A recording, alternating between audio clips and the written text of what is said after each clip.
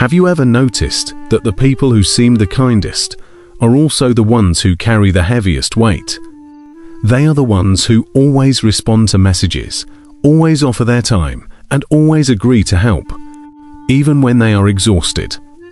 They show up, smile, and support everyone around them without ever mentioning their own needs. But if you take a closer look, if you really pause and pay attention, you might see something else. There is often a deep weariness in their eyes, a quiet strain behind the kindness. We are taught from a young age that kindness is a virtue. We admire people who are kind. We tell children to be nice. We praise kindness in public figures. We use kindness as a way to measure character. But kindness, like everything else that carries power, has another side. And when we ignore that side, when we pretend it does not exist, kindness can become something else entirely. It can begin to harm the very person offering it. It usually starts early in life. A child discovers that being pleasant, agreeable, and selfless wins affection. When they put aside their own feelings to make others feel comfortable, they receive attention. They are praised. They are loved in ways they were not before. Over time, this behavior becomes more than a habit. It becomes embedded in the nervous system. Kindness turns into survival. And as that child grows into an adult, it becomes harder to distinguish between their authentic self and the persona they have built to please others. They become dependable. They are the one who never complains. They are the one everyone turns to in a crisis. They are the good friend, the reliable sibling, the selfless partner. But beneath all of that is something else. Because when kindness is no longer a choice, but an obligation, when it is rooted in fear of rejection or desperation to be accepted, it loses its purity. It becomes performance. And performances, no matter how polished, are unsustainable. Wearing a mask for too long eventually makes it hard to breathe. Think about someone in your life who is endlessly kind. The kind of person who listens for hours, who shows up at any time, who lends what they do not have. They give and give and give. It seems admirable. It seems noble. But if you have ever been that person, you know the hidden cost. Every gesture of help is accompanied by a silent voice whispering, "What about me?" But that voice is often ignored. Because for people who live in the role of the kind one, self-prioritization feels like betrayal. It feels like failure. And so they keep giving. They keep adjusting. They keep saying yes, even when it hurts, even when it drains them. Psychologists call this compassion fatigue. It is what happens when someone gives so much emotional energy to others that they become emotionally depleted. It is common in caregiving professions, but it also shows up in everyday relationships. Teachers experience it, parents experience it, friends experience it. Anyone who spends their life showing up for others is at risk. Studies show that people who routinely put others' needs above their own report higher levels of anxiety and depression. They suffer more physical health problems. They experience more emotional burnout. Because kindness without boundaries does not heal. It empties. It erases. It turns selflessness into self-neglect. It is like watering every plant in a garden, except your own roots. Eventually, the gardener collapses, and when they fall, the whole garden begins to wither. But there is another dimension to kindness that many do not see. Sometimes, kindness begins to shape the way people treat you. Not in a malicious or calculated way, but in a quiet, unconscious pattern that develops over time. When you are consistently the one who gives, who bends, who accommodates, people grow to expect it. They begin to assume you will always say yes. They assume you will be available. They assume you will never express your discomfort. Without realizing it, your kindness starts to signal that your needs are secondary, that your voice is optional, that your presence is meant to serve, not to exist fully. Over time, people stop asking what you want. They no longer check in. They forget to make space for your feelings. They assume you will adapt. And so, the more generous you are, the more invisible you become. This is the paradox. The very thing that makes you valuable to others also teaches them to overlook you. But invisibility is not peace. It is not harmony. It is a form of loneliness, wrapped in a smile. It is silence masked as politeness. And eventually, it begins to hurt. This is not to say kindness is a flaw. Real kindness is one of the most healing forces on earth. But there is a difference between kindness that flows from abundance and kindness that is given out of emptiness. One nurtures you as it nurtures others. The other slowly eats away at your spirit. Research has shown that people who identify as kind or agreeable often have difficulty saying no. And that difficulty puts them at a higher risk of emotional exhaustion and burnout. In one study, participants who engaged in acts of kindness voluntarily felt happier and more fulfilled. But those who felt pressured to be kind, or who acted out of guilt or fear, experienced higher levels of stress and fatigue. The problem is not kindness itself. The problem is unbalanced kindness.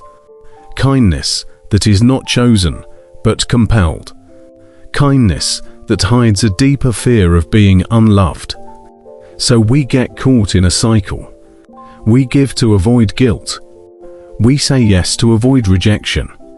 We show up because we are afraid of losing connection. But the more we repeat this pattern, the more disconnected we become from ourselves. We begin to forget our preferences. We forget our boundaries. We lose track of what brings us joy. We no longer ask what we need. We only ask what others need from us.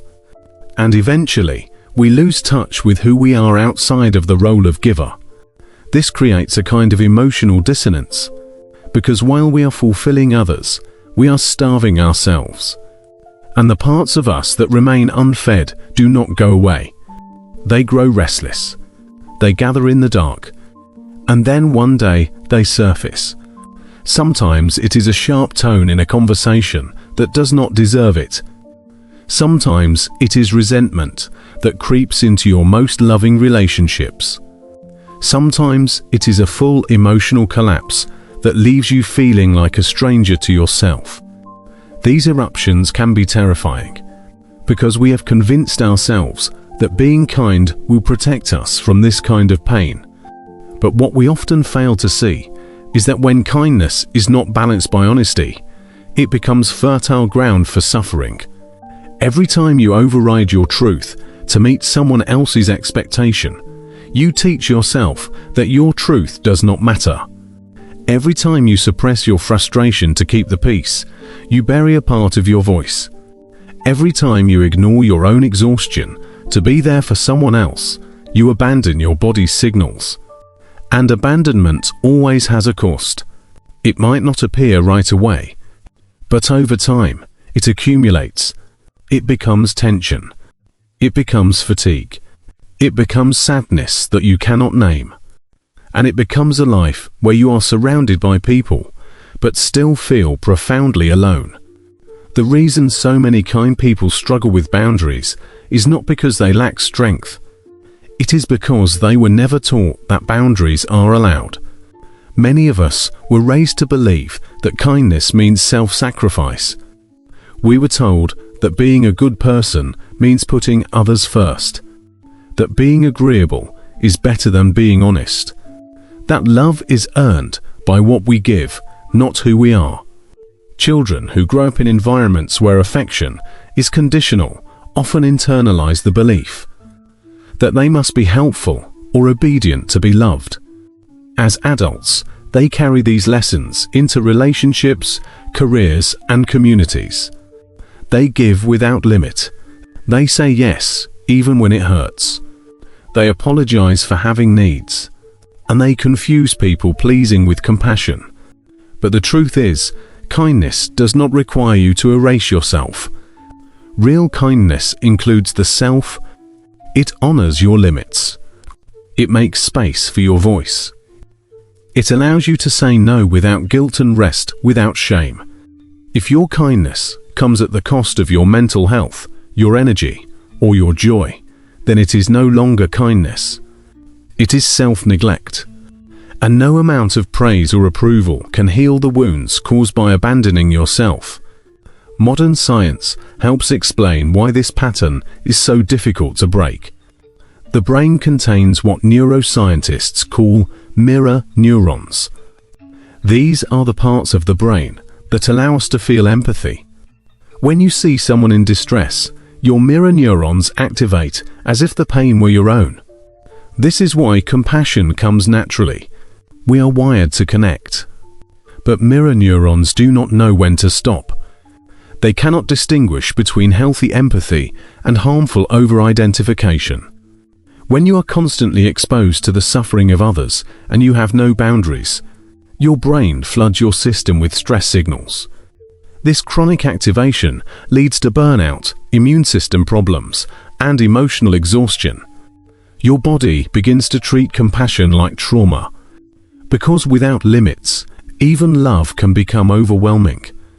So it is not your fault if you feel exhausted. It is not weakness. It is biology. Your nervous system is asking for protection. It is asking for balance. It is asking you to come home to yourself. And this is why boundaries are not selfish. They are necessary. They are what allow you to keep being kind without falling apart. They are what let you care for others without forgetting how to care for yourself. A boundary is not a rejection. It is not a wall. It is an honest statement of your capacity. It says, this is what I can offer, and this is what I cannot. It says, I love you, and I also love myself. It says, I want our connection to be rooted in truth, not obligation. Studies show that people who maintain clear boundaries are perceived as more trustworthy. Why? Because when they say yes, others believe them. Their kindness is authentic, not forced, not performative, but real. And that authenticity is magnetic. But even when you understand the value of boundaries, practicing them can be hard. You may worry about disappointing people. You may fear losing relationships. You may feel guilty for putting yourself first. These fears are real. And sometimes those fears come true. Some people will resist your boundaries. They will push back. They will accuse you of changing. They may even withdraw. That hurts, but that hurt is information. It reveals who values your presence versus who values your compliance. It reveals which relationships are based on mutual care and which are based on your silence. And it reminds you that protecting your peace is worth the risk. Because you deserve to be known fully, not just for what you give, but for who you are. And who you are is not just a supporter, not just a fixer, not just a giver. You are a whole person, with needs, with boundaries, with a right to be seen. There is a term in psychology called pathological altruism. It refers to helping behavior that ends up causing harm. Not because the intention is bad, but because the giving becomes compulsive. It happens when we help so much that we forget how to stop. When we give so much that we have nothing left. When we protect others while neglecting ourselves. This kind of giving may look beautiful on the outside, but inside it is rooted in fear. The fear of being unloved. The fear of being alone. The fear of being seen as selfish. And that fear drives us to abandon ourselves over and over again. But true kindness is not fear in disguise. It is not quiet suffering hidden behind a smile. It is not endless self-sacrifice. True kindness is grounded. It is aware. It is honest. It recognizes that your well-being matters too. It honors your humanity. And it makes space for your healing. So how do you begin to practice this kind of kindness? You start by listening inward. You slow down before responding. You pause when someone asks something of you. You check in with yourself. Do I have the energy to do this? Do I want to say yes? Am I agreeing from love or from fear? This kind of self-inquiry takes time. It takes courage. Because when you begin to live honestly, things change. Not everyone will understand. Some people may be confused by your no. They may miss the version of you who never had boundaries. They may try to guilt you. But every time you choose truth over performance, you build a stronger foundation. You begin to live with integrity. And integrity brings peace. Learn to say no with compassion. No does not have to be harsh. It does not need to be angry. It can be soft and clear. It can sound like I would love to help, but I do not have space right now. Or thank you for thinking of me, but I cannot take this on. These are not walls. They are doorways into more respectful connection. Also, learn to rest without shame. You do not need to earn your rest. You do not need to prove you are tired enough. You are allowed to pause simply because you are human. And in that pause, you begin to refill. You begin to remember who you are beneath all the roles. The more you practice this, the more your kindness changes. It becomes deeper. It becomes softer. It becomes something that nourishes both you and the people around you. It is not about grand gestures. It is about showing up whole, with presence, with honesty, with care that includes yourself. This kind of kindness does not burn you out. It lights you up. It does not drain you. It restores you. And when others experience it, they feel safer too. Because they are not receiving your guilt. They are receiving your truth. And that is a powerful gift. So the next time someone praises your kindness, ask yourself a gentle question. Is this kindness rooted in freedom or in fear? In honesty or in habit? In love or in performance? Let that question be your guide. Because the real danger is not your boundaries. The real danger is forgetting that you are allowed to exist as more than what you give. You are allowed to take up space. You are allowed to be seen. You are allowed to be whole. And when you live from that truth, your kindness becomes something else entirely. It becomes real. It becomes sustainable. It becomes sacred.